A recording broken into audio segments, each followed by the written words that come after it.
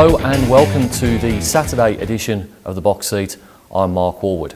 There's 8 races at Ascot on Saturday. Let's have a look at the forecast track conditions. We're expecting a possible late storm and around 32 degrees Celsius. The track to be in the good 4 range and the rail to be in the 2 metre position.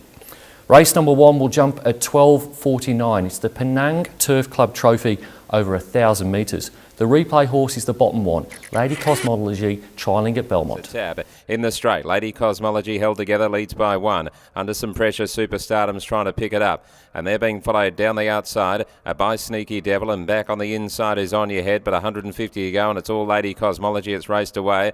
On Your Head's getting through on the inside of Superstardom and running into second place, and then came Wack and Tanker, but an easy win to Lady Cosmology. It bolted in. That was a very good trial performance by Lady Cosmology. Simon Miller, he's the king of the 2-year-olds here in Perth, and he's left it until February to unveil her. She's the oldest juvenile in the race, but look at that form from back in October when she beat Princess Piero by 3.3 lengths. Expecting her to make a winning debut on Saturday. The dangers, I think number 2, Zip Zap Zoom, he was last with 400 metres to go on debut, but he flew home. He gets a midfield gate here instead of being drawn the car park. I think he is the main danger. Number 6, Magic Planet, has had a couple of 400 metre trials, and you've always got to respect the Durant stable, and it does have the claim of Brodie Kirby. And number 8, Doll City, has got really good trial form around the likes of Magic Planet and Princess Piero, and was pretty good on opening day behind Agent Pippa.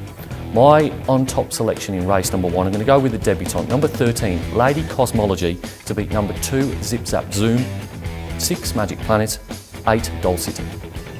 Race number 2 at Ascot will jump at 1:29. It's the Perak Turf Club Trophy over 1,200 metres.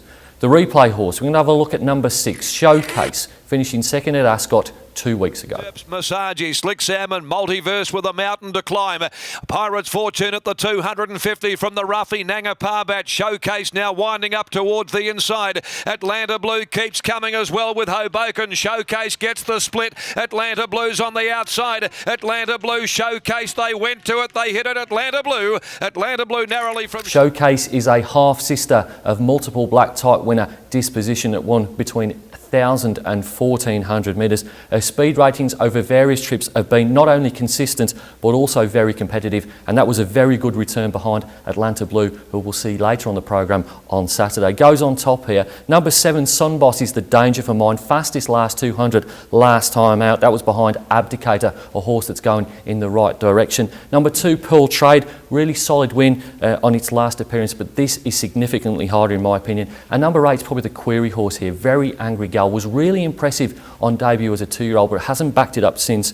Did get blocked for a run behind Pearl Trade on its last start, but in my opinion the right filly won that race there, and I find it hard to see her turning the tables. My top selection in race number 2 is number 6, Showcase, to beat number 7, Sun Boss, 2, Pearl Trade, and 8, Very Angry Gal. Race number 3 at Ascot will jump at 2:09. It's the Selangor Turf Club Trophy over 1,400 metres.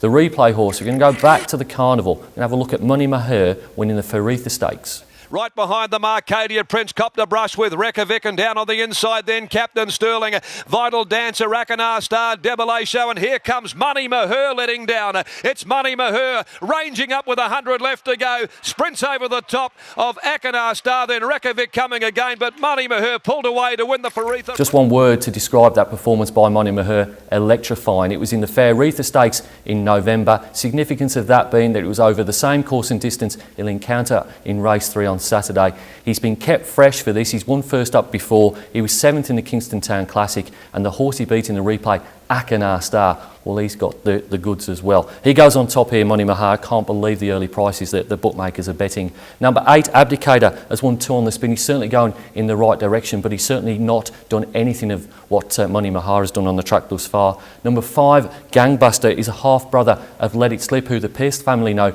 very well indeed. That horse won the 3-year-old race in the Magic Millions down at Pinjarra a couple of years ago. And number 3, Sweet Aura, good form lines around the likes of G-Boss and Royal Missile. She was second behind Royal Missile at Pinjarra last start. My top selection in race number 3, he's the best bet of the day. Number 4, Money Maher, to beat number 8, Abdicator, 5, Gangbuster, and 3, Sweet Aura. Race number 4 at Ascot will jump at 2:49. It's the Tab Touch Handicap over 1,500 metres.